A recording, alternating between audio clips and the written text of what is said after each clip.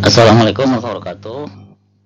Pada kesempatan ini saya akan menyampaikan materi tentang Automobile Management System atau AMS bagian pertama.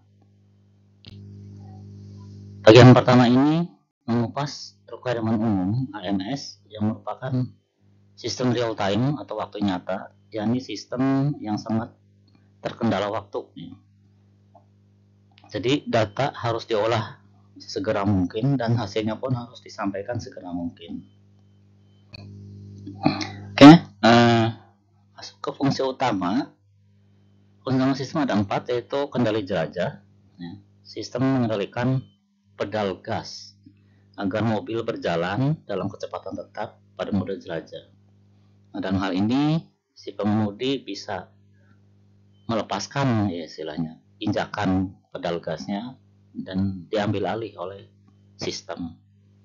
Kemudian yang kedua, pemantauan kecepatan rata-rata jarak yang ditempuh dalam suatu perjalanan dibagi waktu total. Jadi kita ingin tahu berapa sih kecepatan rata-rata dari sejak perjalanan sampai sekarang. Yang ketiga, pemantauan konsumsi bahan bakar, yaitu menghitung bahan bakar yang habis dalam suatu perjalanan. Tentunya dengan memperhitungkan jarak tempuhnya. Kemudian yang terakhir, yang keempat, yaitu pemantauan perawatan. Jadi menampilkan pemberitahuan atau notifikasi ketika harus ada perawatan. Yaitu 4 fungsi utama sistem AMS. Kita masuk ke kendali jelajah yang merupakan fungsi utama ya. Pertama, beberapa requirement berikut adalah untuk menjelaskan sistem kendali jelajah. Pertama, fungsi kendali jelajah, yaitu mengambil alih tugas pengemudi dalam pertahanan kecepatan tetap. Jadi ketika pengemudi memerintahkan untuk aktif, itu dengan cara bagaimana mengendalikannya, dengan cara mengendalikan pedal gas supaya kecepatannya aktif, tetap. Kemudian yang kedua, pengemudi harus memberi beberapa perintah seperti aktivasi, deaktivasi, mulai aksel, berhenti aksel, dan lanjut. Yang ketiga, kendali jelajah bisa beroperasi kapan saja jika mesin hidup dan persneling pada posisi gigi teratas.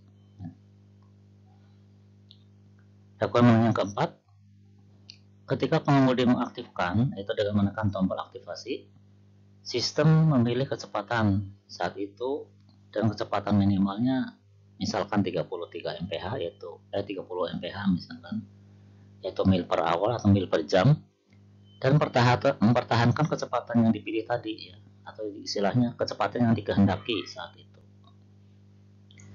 Yang kelima, perintah deaktivasi akan mengembalikan kendali ke pengemudi, artinya melepas kendali pedal gas ke pengemudi dan mengabaikan perintah yang lain.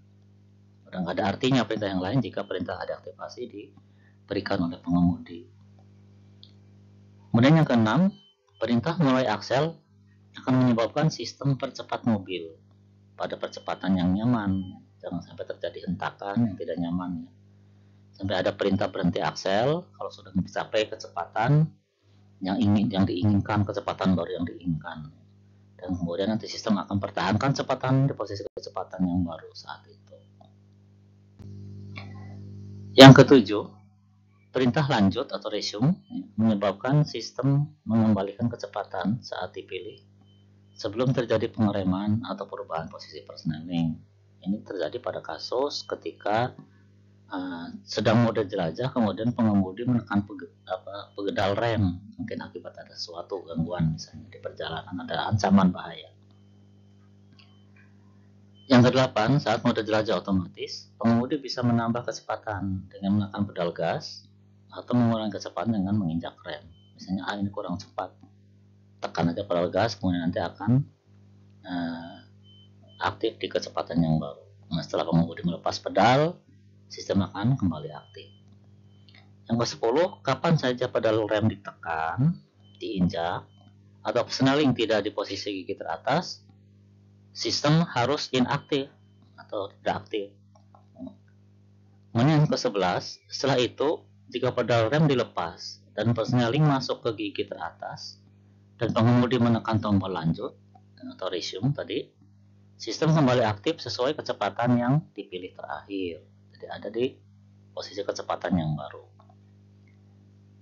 Kemudian yang ke-12, tombol deaktif akan menyebabkan sistem tidak aktif meskipun ada perintah lanjut. Yang ke-13, karena jarak dan kecepatan ditentukan dari rotasi poros penggerak dan bergantung pada ukuran roda dan keusahan bahan, maka sistem harus sebaiknya sering dikalibrasi.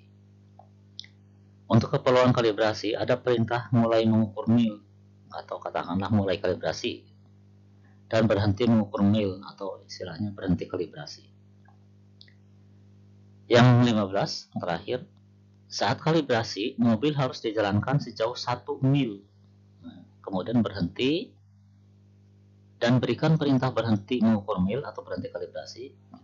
Kemudian sistem mencatat jumlah denyut dari poros atau sumputar sejauh 1 mil tersebut. Artinya ini menghitung jumlah denyut dalam 1 mil. Dan angka ini, ya, berapa denyut tadi dalam 1 mil akan digunakan untuk menghitung jarak dan lainnya. Itu tadi requirement umum untuk sistem cruising, ya, automatic cruising atau sistem penjelajah.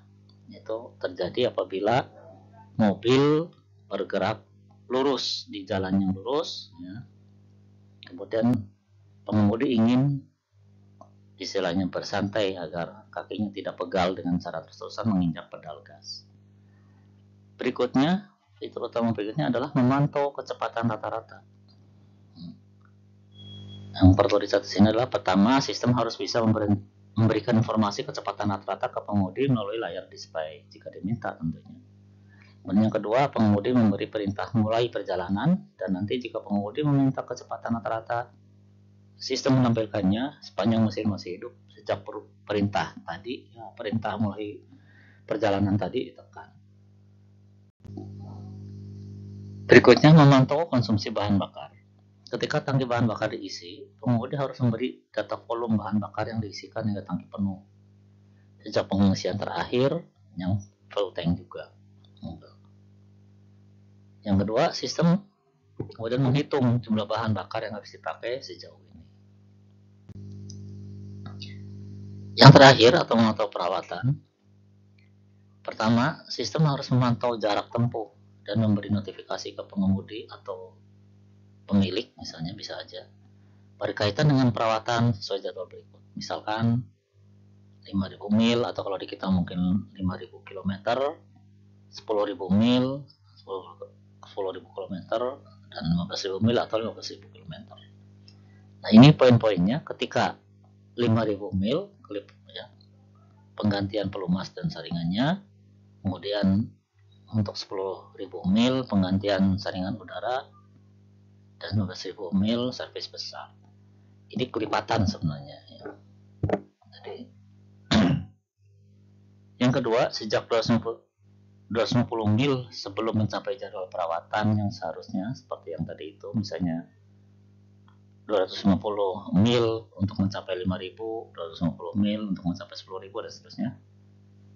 Pesan yang sesuai akan muncul secara berkala, sekali-kali aja, ya, atau intermittently. Kan tapi sejak 50 mil, kalau sudah mencapai 50 mil sebelum mencapai jadwal perawatan yang seharusnya, pesan yang sesuai akan muncul secara terus-menerus, ya, continuously, ya, dan terus demikian sampai pengemudi menekan tombol servis selesai.